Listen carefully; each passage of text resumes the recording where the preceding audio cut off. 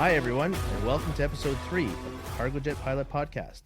I'm Communications Chair David Tunn, and with me is MEC Chair Captain Ryan Kennedy, First Officer Ari Moldvan, our MEC Vice Chair, and First Officer Saif Radwan, our MEC Secretary Treasurer. In this episode, we'd like to talk about our ELPA committee structure at Cargojet. Committees are the lifeblood of our union work, and our committee volunteers are our first line of support for our members. They can also assist the company with subject matter expertise in areas such as safety. But first, let's talk about everyone's favorite committee, scheduling. Really, I thought the favorite committee was yours, Dave. You're the most important chair. It is. I am, and it is the most. But we did cover that on episode 2, and if you haven't downloaded that and listened to it, please go to cjt.elpa.org or wherever you get podcasts and listen to episode 2. That's all about communications. But seriously, Ryan, what does the scheduling committee do? Those guys are pretty busy. They get the majority of the darts as they come in. Generally, somebody will have a scheduling issue, which is Section 14 of our collective agreement. And it's actually led to the bulk of our grievances that we've had at this time. As a dart will come in, these guys, or somebody sends me a question, I'll say, hey, send a scheduling dart. Get it to these guys. It's Scott Pesto and Dave Rostulka. I think they've been at Cargojet for a couple of years now.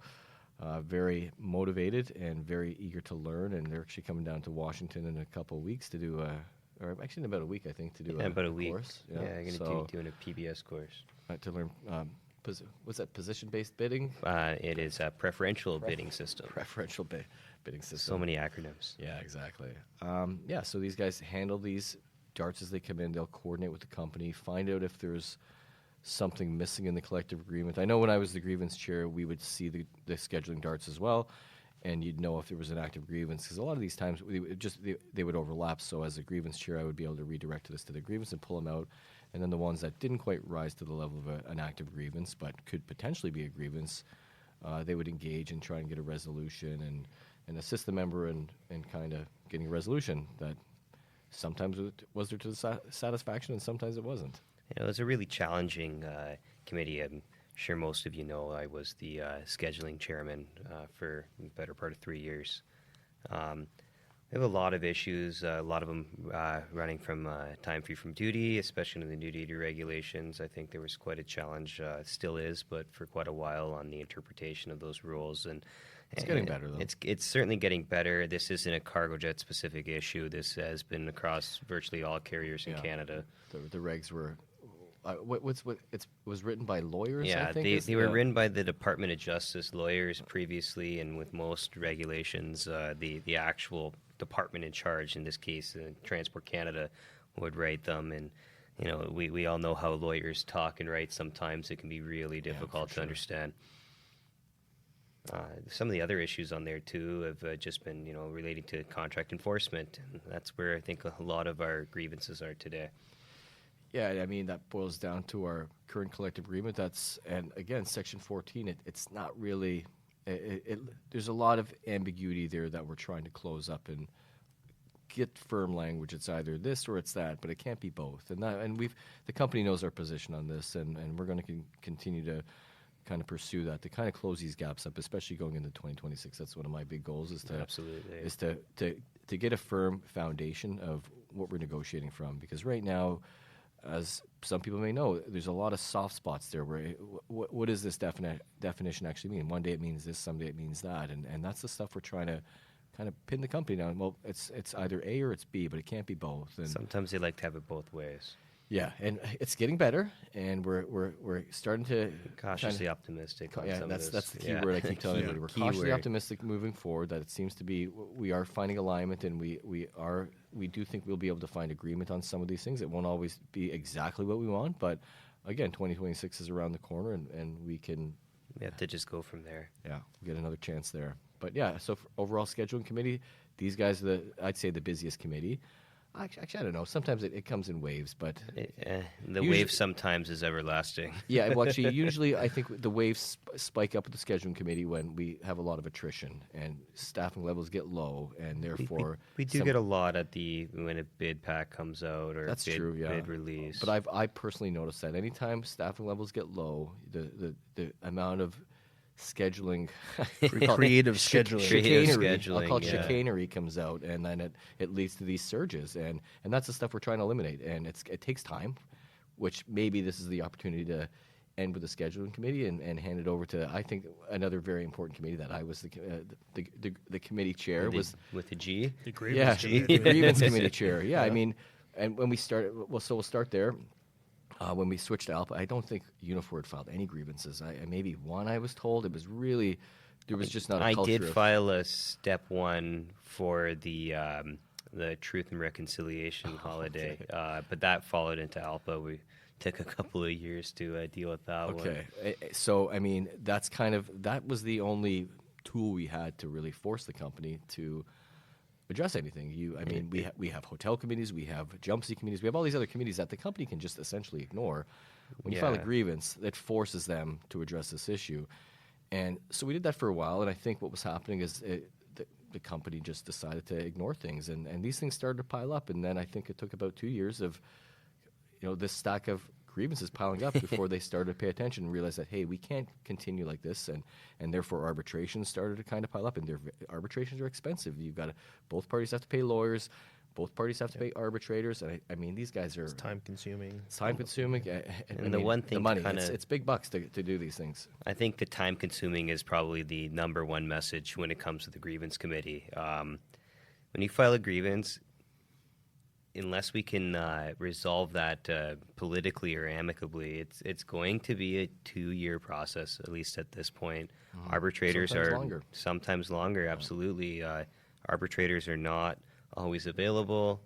We can't always agree on times. Lawyers are sometimes not all available. Absolutely. That's happened where just to pin a party's lawyer down to committing to a time has caused delays. Well, and even just the grievance committee or somebody like you or me there is generally going to be at one of these hearings, and we have availability as well, right? Well, and enough about us. The new grievance chair going forward, Adam Broku, did a lot of work in that committee, and he's decided to step back.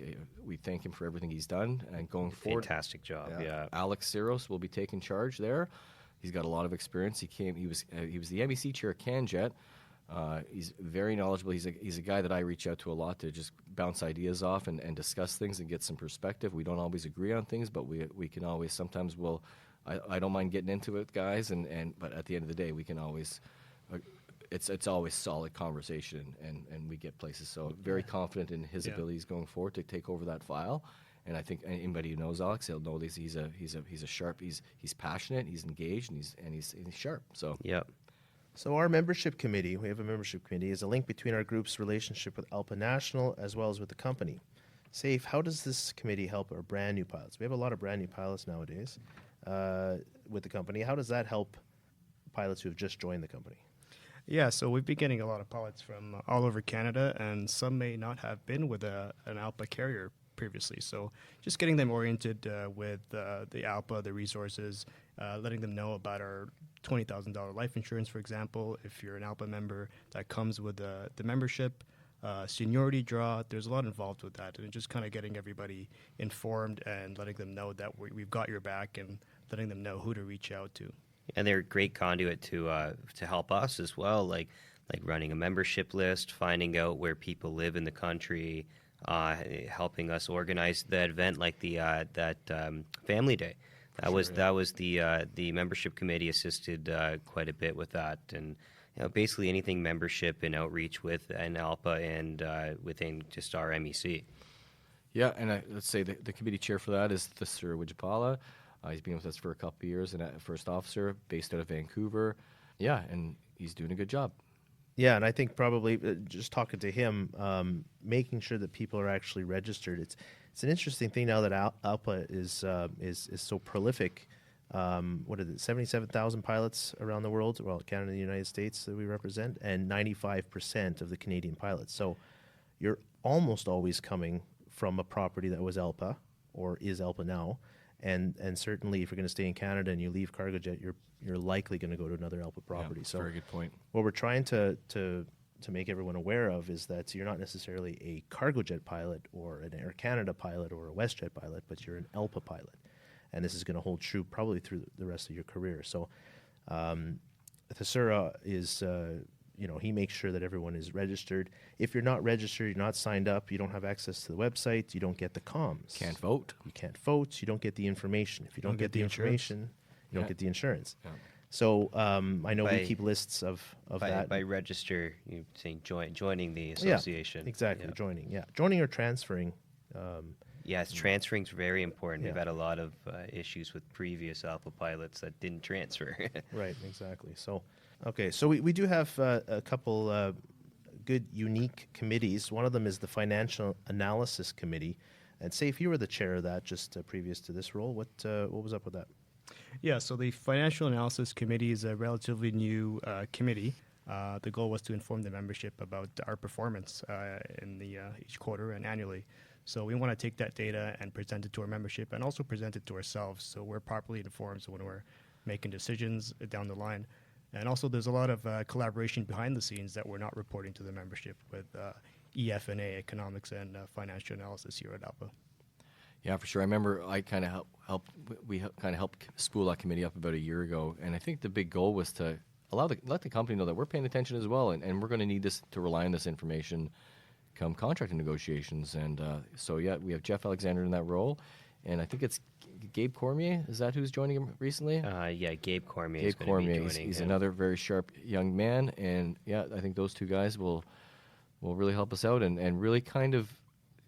I don't want to say dumb down, but even I listen to some of those financial analysis reports, and you're talking about warrants, and I mean, what does it mean to me? What does it mean to me as a pilot? And that's what I want to know, and that's what I want to make sure these guys are putting out to let the membership know that, hey, this is what the company's earning, this is what the company's not earning, these are the challenges, what's real and what's not. Is money getting saved back for different is our expectations realistic? Exactly. It's all about that. So, yeah.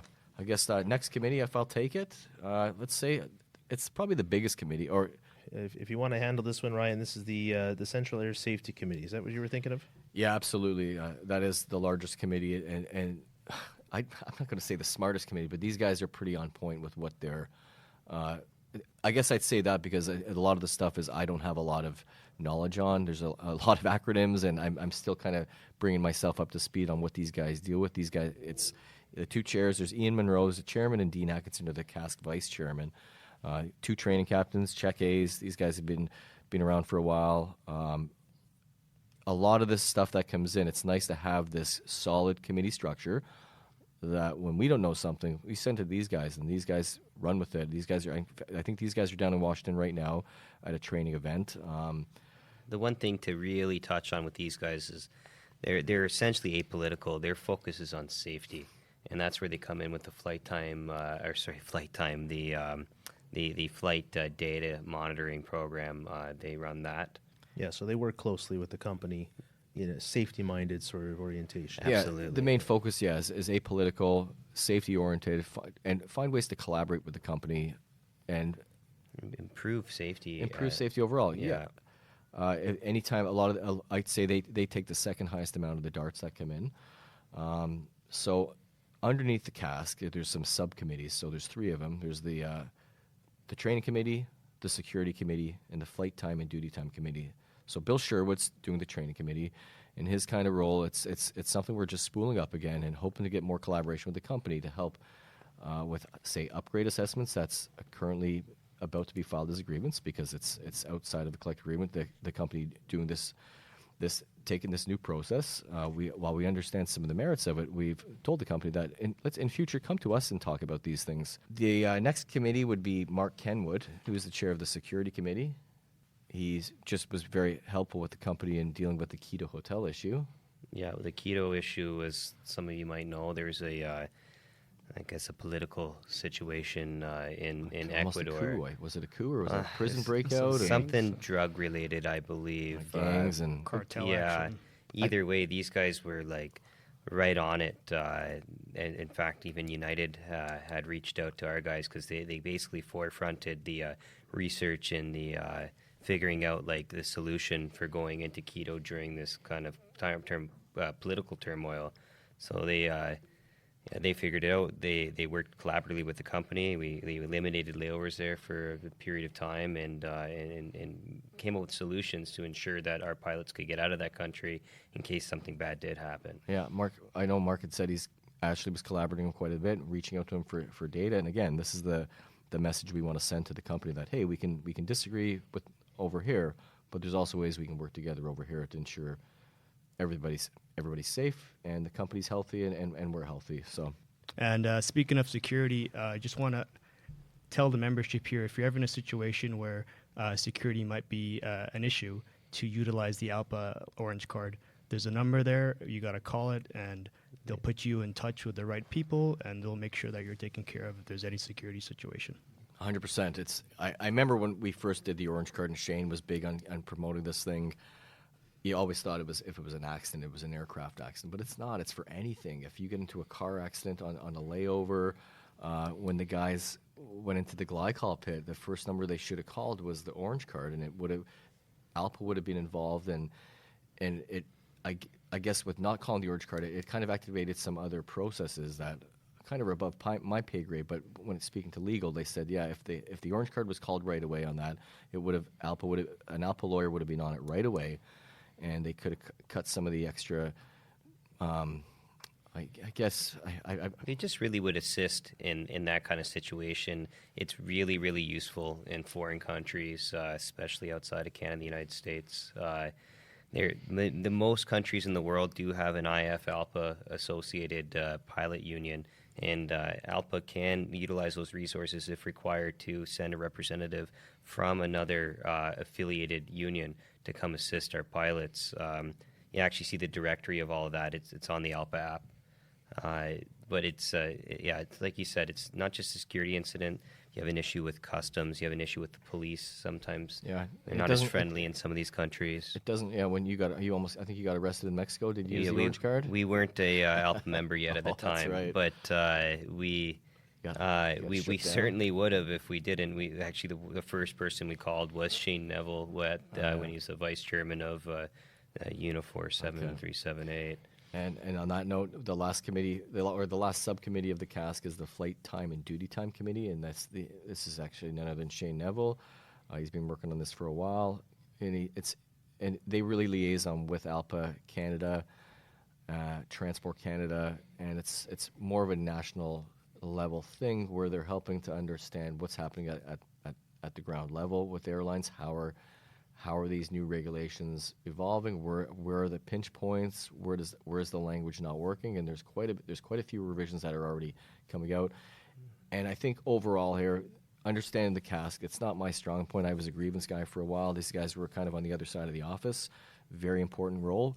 I think on a future podcast we'll have these guys come on and they can talk about everything they want. Yeah, it might need to be longer than 15 Definitely, minutes. we can expand on some of these committees, but that does give, I think, the membership kind of an overview of some of the committees that we have. And ALPA is a committee-based. I think there is one committee we did miss, and they're very important. It's there's two actually. There's pilot assistance, and that's if pilots are having problems with. Oh, that's one of the most important committees we have here. Absolutely. Yeah. If you're having problems at home, if you're substance abuse, anything like that, these guys, you can reach out to these guys. You can by phone. I think their numbers are on the website, cgt.alpa.org. They're the only ones that don't use DART because everything you say to these guys is confidential. It's confidential, yeah. These guys do. We've invested a lot of our dues into training these guys. Again, all these committees, it takes dues to train these people, to support these people, and to do these activities. So that's a big part of where your dues are going to, and we're going to make that clear going forward. So if you have a problem with anything like that, Daryl Sligo's the chair, and there's a couple. We won't get into who the volunteers are in each committee. It's outlined on the newsletter. So if you look at the Cargojet Chronicle, there's always a section there. It's generally the same, just updated, but you'll have a section there, and also on the website as in the committee page itself, you'll find contact information. Cool. Last thing, Daryl Sligo's actually who's joined us from. I think he was with Cathay in Hong Kong. He was the MEC chairman over there years ago. So the guy's got a ton of experience to lean on. And the second committee that he's chairing is the Professional Standards Committee, or people call it Pro Stands. And the role of this committee is to kind of, we're actively discussing with the company how this role, if the company embraces this, it can make their jobs easier. If there's, say, peer-to-peer conflict, these guys would kind of take it first. If it's a safety issue, yeah, it's obviously going to go to the company. But this is a committee that's in force at lots of Alpha properties. It's new to Cargojet, so they're a little bit unsure of how to deal with it. Hopefully, with a little more encouragement, and they can sit down and have time to meet Daryl, and they can get more information about how his program is going to work. We can get somewhere with it. Yeah, but it's more to work out some personal issues between crews. I mean, we work as a crew all the time. Yeah, I mean, and problems do arise from time to time. So. And I think a lot of times people don't know where to go. Do you go to the chief pilot? And it's been an issue recently. Do you go to the chief pilot? Do you file an SMS report? There's a bit of a gap there, and we're trying to work with the company saying, let's be honest here, there's a gap there, and how do we keep everybody safe? How do we deal with interpersonal? Like, it might not rise to the level of an SMS, but you hate flying with this person, and there's ways that we can work together to keep the peace. Absolutely. Absolutely. All right, thanks, guys. Well, so that's kind of an overview of most of the committees. We know that the ALPA is a committee-based organization, so that kind of gives you the highlights. But before we close, I'd like to remind everyone how important it is that line pilots volunteer to serve our committees. This is where this is how we do business, is by using pilots who have an interest in their union. They put the work into the committees, and we get results that way. We need more volunteers for all our committees. You'll get training, expense reimbursement, and whatever equipment you need. So if you're interested in volunteering, please tell us what committees you're interested in and send a dart to the MEC. To listen to the podcast and other episodes, please check us out online at cjt.alpa.org or find us on all major podcast platforms. Until next time, this is David Tunn for Ryan, Ari, and Safe. This has been the Cargojet Pilot Podcast. Thanks for listening.